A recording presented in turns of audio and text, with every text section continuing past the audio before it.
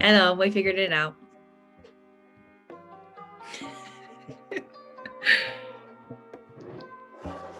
Hello. Hi. Hi, Kara. Oh, she's connecting to audio. This will be fun for the bloopers. Or we'll keep. This is like such COVID. Hi, Kara. Sorry. So to start, what do you do here? So I guess the first question is, what do you do at RCC? And Mary, if you want to go ahead and introduce yourself. Yeah, hi everyone. I am Mary Branton Housley, and I'm the director of our Student Life Office in the Student Center next to Mount Ontario on campus. I am the Student Involvement Coordinator in the Student Life Office, coming on almost 4 years now, which is wild. I go to class. Go to class, yeah. Yeah. I mean, I was studying psychology, so of course, because of the pandemic, most of it's been online. Yeah, thanks for having me, Aiden. I am Kathleen Strong. I'm one of the counselors at the Larimer campus. So I'm Kara Keller, and I'm a Pathways Advisor for the Liberal Arts Communication and Design community. I'm a coordinator for Disability Support Services. I'm a criminal justice major. This is my first year, and yeah. So I am a returning student. And now that it's been announced that we'll be back on campus for the fall, what are you most excited about moving forward? Wow. It's kind of like a feeling, if that resonates, but kind of just like the buzz of campus, of hearing people like laughing and chatting in the student center, and like if there's music outside or folks like tabling, just the energy you get from walking around with just more people is something that feels like a faint memory now, and I could like almost get emotional thinking about it. But just the days where like I go into the office and I might have an idea of what I'm going to get done in that day, but none of it actually gets done because I'm just busy like running around and bopping around talking to folks. So I'm really excited for some of that. Oh yes, I'm ready for some optimism. Yeah. I think like most people, I'm just ready to come back to campus and see students in person, see my colleagues in person. I'm a very interpersonal and, just sort of face-to-face kind of person. So I've really missed that. Being at home in my at-home office is just not cutting it. Oh, I feel that. I'm more of an introvert, so this has been kind of nice, but I really do miss the in-person too. It's it's not the same over Zoom, It's just not the same. For sure. Well, I'm really excited about coming back to campus, about being in person with students. That's what I love most about this job, is like interacting with students in person, because there's a lot of things that you miss out on from being virtual like this. So I think that's the biggest thing I'm really looking forward to, seeing how that goes. But I get my second vaccination in 2 days, so I'm really excited for that. Nice. I have some friends who are a year younger than me, so they're seniors in high school, who are going off to college like at the end of the summer. So I'm really excited to like spend a lot of time with them. And we've started like buying concert tickets again. I'm really excited for that. Yeah, we haven't been to a concert in so long. And just like doing things that I like. So this situation in the last 360 some odd days, maybe more than 365 days, has actually been pretty good for me in a number of ways. So I actually took a semester off. I took fall 2020. Yes, fall 2020. Time is so confusing right now. Yeah, no, I totally feel you. It's like, it's all like a big time suit. Yeah, it is. Well, I took that semester off and just sat down and really thought about what I wanted to do, because I was getting my degree in zoology. So I was in a completely different field that I am now. And I realized with this whole global extravaganza that it's probably going to affect my job for the next 10 years. And I was like, well, okay, let's do a hard turn and readjust. So I am pretty much starting from scratch, and I am getting my degree in early childhood education. Maybe this is a little too simplistic for what you're looking for, Aiden. I'm not sure, but I'm just excited for hugs. I mean, I definitely, I'm around my family and all those pieces, but I don't know. I very, very much enjoy interacting with people, and it's a big part. It's part of why I do what I do, is I enjoy that. And so even I'm not going to hug every student who walks in the office. Right. That would be awkward. But I just being able to see more students on campus and campus back to life, like I'm really excited about what that looks like. And to see our community come back to life, because I think people have been out, but I don't know, if you think about summers past, right, like outdoor concerts and people hanging out in Old Town at the pool, or not at the pool, at the splash pad, and then people, like there's just pieces of that I don't know, you just, if you're walking or driving around town, you'd see that. So I'm hoping it looks like this summer, like some of that stuff could come back. So yeah, I'm excited. So I am actually just really looking forward to seeing people in person. I happened to be on campus yesterday and ran into two of my coworkers that I didn't know were going to be on campus. And it was so thrilling to just see people on campus in person. So I really miss that piece. I know student government just handed out some final stuff last week, and we handed out everything that we prepared. It was so nice to see enough people to get rid of it all. I'm really actually excited about learning. Whatever. I'm kind of excited because like some of my, even though I'm majoring in psychology, a lot of my electives and other courses that you're required to take, stuff like that, is not something I would typically take. Like I'm taking art history over summer, and never really been too interested in art, but I'm actually excited to take it. I'm really excited because I'm going to start my neuropsychology class in fall, which that's the main reason why I got into psychology, is because the neuroscience of it. Our next question is, what is your college experience? So my college experience is that I went from high school, I graduated high school and then went to college right away. But then after my first semester, started to have some extreme doubts about what I was doing in college, and then took off a semester, maybe two, I can't remember, it was so long ago, and then came back more renewed and ready to participate in college. So I was one of those, it took me 5 years to graduate kind of people. It looks like I'm on the same track. I have a really similar story. Just wasn't ready right at the beginning. Sometimes you just have to be out of it for a while to realize you want it. It's true. Definitely. Long ago, I went to CSU. I went first pursuing an art major, so that's I have a degree in art history, but then I also explored psychology, so had a second bachelor's in psychology. My overall college experience, I loved college. I thought it was really almost like it allowed me to be a more open person when maybe I wasn't before.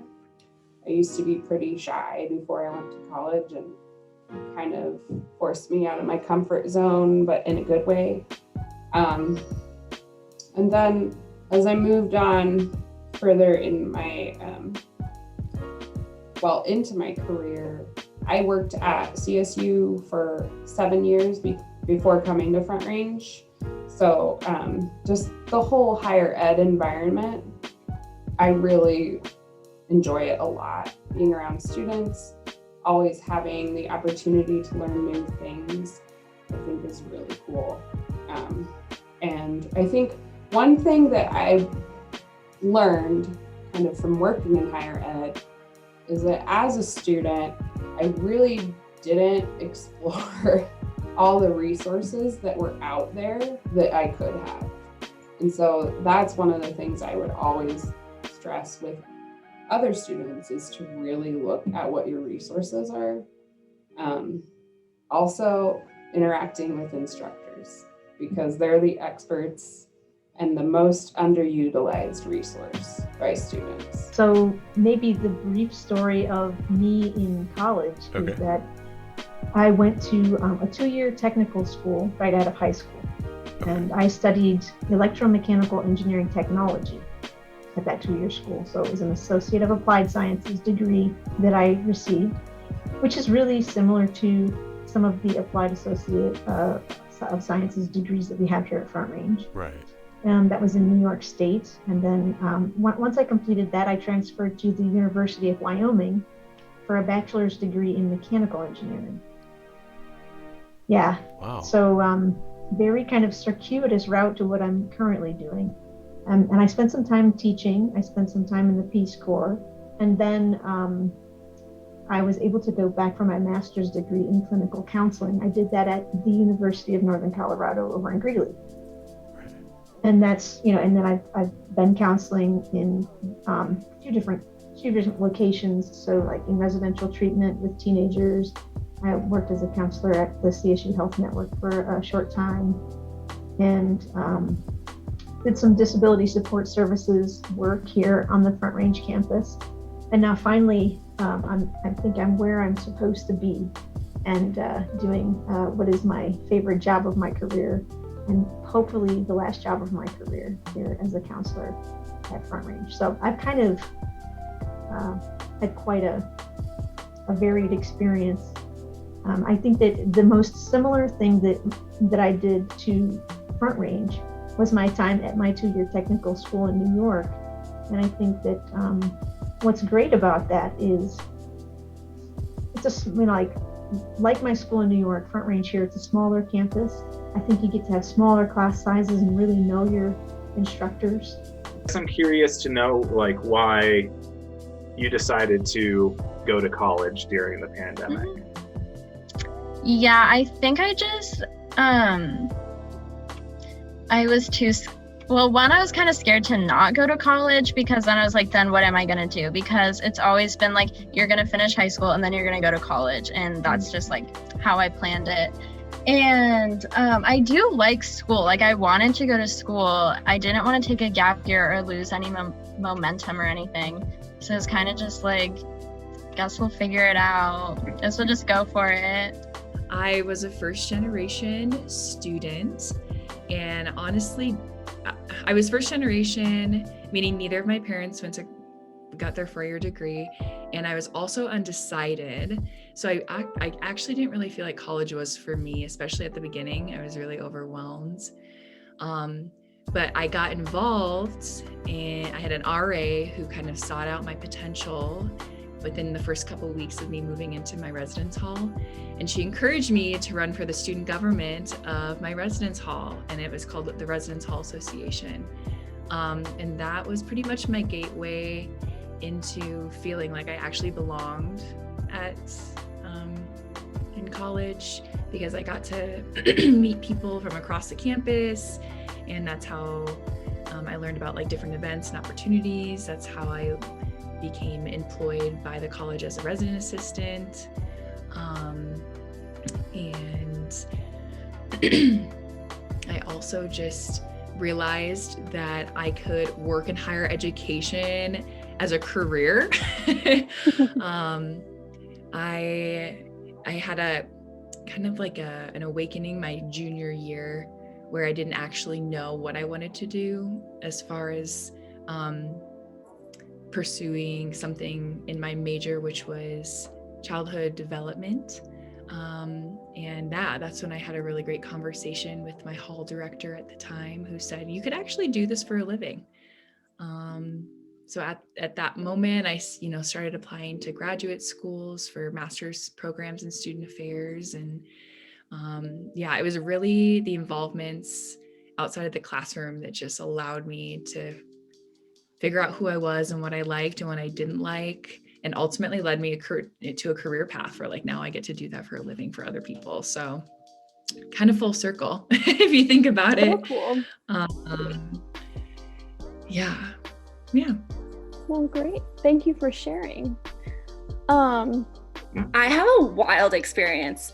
So I graduated high school in 2010, and I went to a local community college for 2.5 years, maybe just 2 years. I played sports for them. I was a supplementary instructor, which is like a student TA for a professor. And then I said, oh, screw this, I'm moving. And I moved to Hawaii. And I was there for a little bit. And then I realized, oh, wait, no, I don't want to do marine biology. So I'm going to go back. So I went back to California and I putzed around while paying off my student loans. And then I came here to Colorado to study zoology at CSU. But then CSU was like, hey, FYI, you did not qualify for residency because you didn't get all of these things before the first day of school, which no one tells you about. So I took a whole year off, and then to get my feet wet, I went to Front Range for 1.5 to 2 years. And then I went back to CSU, and then the whole panini happened, and now I'm back at Front Range. But one of the pieces I loved about my undergrad experience, which I see happen at Front Range, is the coordination that happens with faculty. So we had some of the classes I would take that would be cross-disciplinary. So we might be taking a writing course, but we'd be learning about philosophy. And so when we would write, it was really learning about both at the same time. It wasn't just learning to write, or it wasn't learning to write for the sake of learning to write. And so I think I see like our teaching team here at Front Range doing the same thing. And I think that makes learning so much more interesting. And I think it can make it, sit differently, and you learn it, you integrate it differently and remember it differently. And I would definitely say that my undergrad, I'm a lifelong learner at this point. Like I'm always wanting to learn about something. And I think some of that's just who I am, but I think some of it was also this curiosity that got sparked by my college background. Like, what does it look like to continually explore ideas, and to think about them and mull them over and then like make a decision and move on. And so that stuff is, I think for me, is really cool. And I watch our professors do that here. And so I wish for students that they get that experience that they get to experience those professors while they're at Front Range, so that whether they're done after 2 years or whether they're going on to a 4-year, they can see learning as a cool thing, not like as a hoop that you have to jump through just to do something else. So it's been good. It's been challenging. In a lot of ways, I have advantages over like your traditional students, I guess, because I'm more geared to wanting to learn, to wanting to educate myself, whereas somebody that's just out of high school, they might be doing it because their parents are making them do it, or they think they have to, or so they're not as motivated. But at the same time, it's also been a little more challenging because I don't learn as well as some of the other students, and then some of the stuff that we're going over is stuff that I've had that I did learn, but it was like over 20 years ago, so it's kind of like hasn't been used. So I'm like, especially like with our biology class, it's like, man, I haven't been in a science class in over 25 years. So yeah. So it's been challenging, but it's been fun. Overall, I've really enjoyed it. I'm doing a lot better than I thought I would be doing. How have you grown this past year? I think I've become better organized. As far like when I first started, especially doing a lot of the stuff online, you kind of put things off to the last minute. I still have that problem with some things, but for the most part, I'm better organized. I think I have grown as far as just from what I've learned on dealing with people, and understanding, like looking at things from different viewpoints, things like that. Personally, I'm a real extrovert, right? So like you said, you're kind of more on the introvert side, but for me, being a real extrovert, I pin a lot of like who I am on these external interactions that I have with people in my circle, or I don't know, just various ways that I interact with people that I find meaningful has to do with being out there and being in groups and this kind of thing. And I had to really shift my expectation about, I don't know, just how I see myself, because it forced me to really take a step back, to really slow down, to accept sort of not being on the go all the time or not being with people all the time. And that was a surprise, but I think on the days I appreciate that, I find that it's involved a lot of personal growth to just understand myself better as I relate to others. I think I've just grown more in, I think it's two things. I think it's managing technology, but I think it is also trying to navigate what it's like in a virtual world and what are some of the strange protocols or social conventions as part of video meetings, or how long is a pause to be okay, peace out, the meeting's over, so I think it's trying to figure out what those new things are. This past year with just working remotely and a lot of the video meetings, I think it's just what do you do? It's just so weird. Well, so the pandemic started when I was 18, and I feel like I thought about this a little bit. 18 is already a pretty big year. It's your first year as an adult. Mm-hmm. And I still live at home and everything. Not to say my life is hard by any means, but I feel like that's already a pretty big change. Mm-hmm. And then on top of that, there's COVID, and I started college online, and I broke up with my high school boyfriend, and just all this stuff was changing, and I'm kind of, I don't want a pandemic to happen, but I'm almost kind of glad all that stuff happened when it did, because I feel now going into adulthood, I'm just really, I'm a different person, and I'm a lot more well-adjusted. I'm a lot more flexible. Yeah. And I think it just made me realize I think just not being around people made me realize the people who I do want to be around with and how I want my life to look, and the things I want to spend my time doing. Something that I have learned is, just how to work with myself instead of against myself. I have severe anxiety, PTSD, bipolar, and ADHD. And with all of that cocktail in my system, getting work done in a timely manner, or what society says is a timely manner, is very difficult, and basically is, burning a candle from both ends. Mm-hmm. So learning how to space out my work, how to work in itself better. Do I prefer this, that? What if I, there's so many different things that the pandemic has allowed me to try out. I value the parts of being in person in the interaction. And so I think I often overlaid that onto what it means to be involved at a college campus.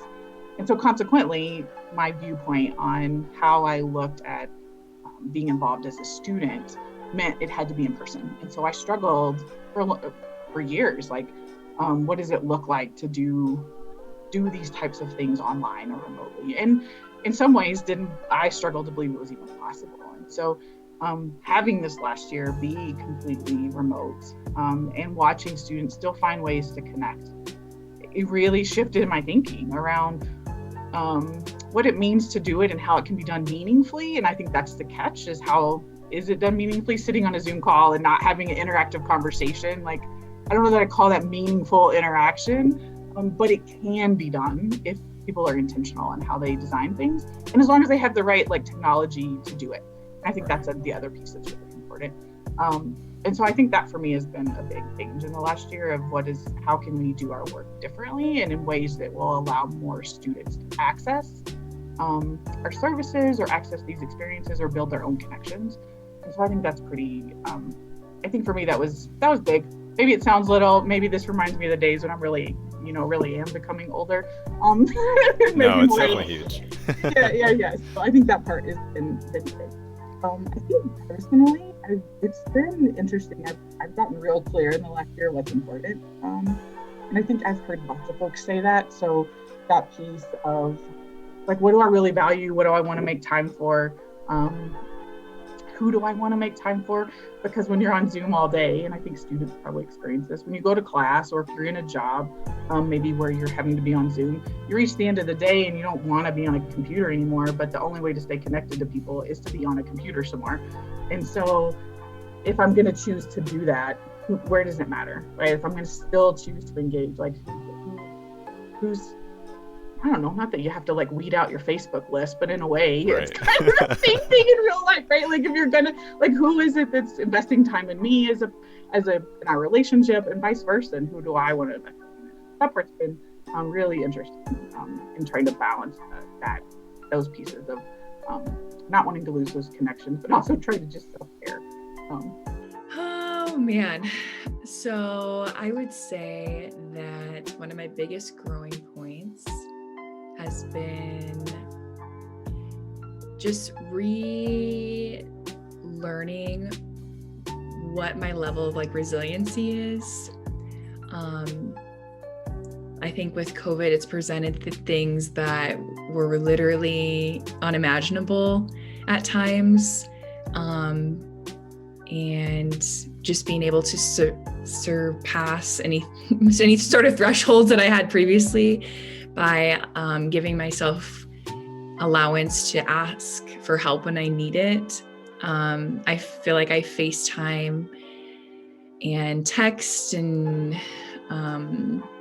message people on Instagram way more than I used to, just because I think it became more acceptable to do when we were all at home more. So just giving myself the allowance to not only recognize when I need support, but then to feel okay asking for it, and just allowing people to show up, because people will.